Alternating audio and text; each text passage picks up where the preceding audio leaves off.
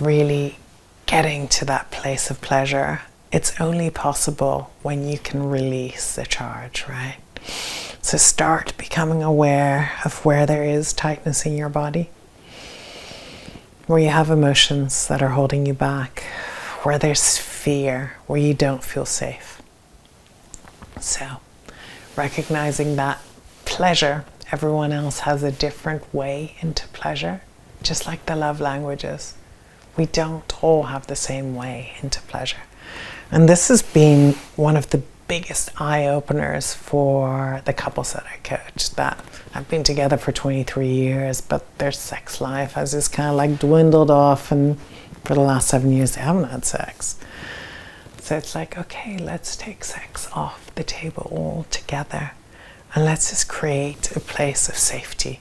Where can we feel in our bodies? Where can we feel the emotions? Where can we actually experience the emotions?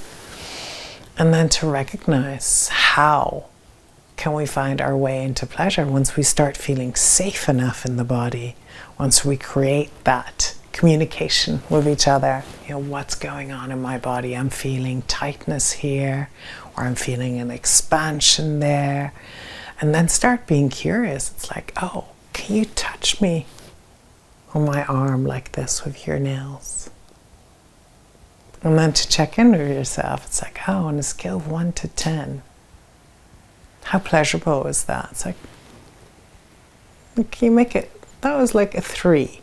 Can you make it lighter? So like off the body. Oh, that's now made it a 5. Or that's decreased it completely. It's like, okay, can you do your nails actually firmly down? Oh, that increased it. Or, oh no, I don't like that. That's like, that made it 0. And just start being curious about it.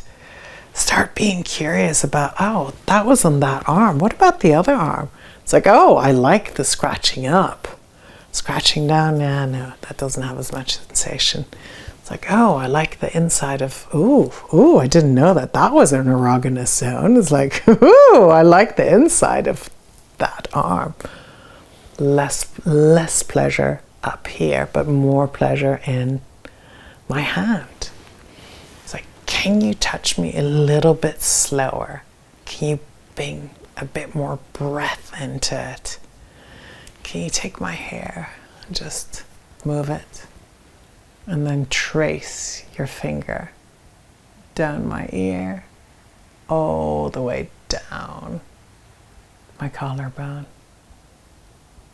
It's like, oh, I like that. Does that bring me pleasure? Does that increase pleasure? And then kind of say, oh, can you just pull my hair a little bit? Does that increase it? No, didn't do anything for me. So you kind of know that at that point, that doesn't do anything for you. So you start being curious about each other again. It's like, you know, like you're in the throes of getting to know each other again. It's like, oh, this is what we call body mapping. It's super cool because you just notice the response in someone's body, and then you ask, was that pleasurable? On a scale of 1 to 10, how much pleasure did that bring in for you? And sometimes they're like, a 2.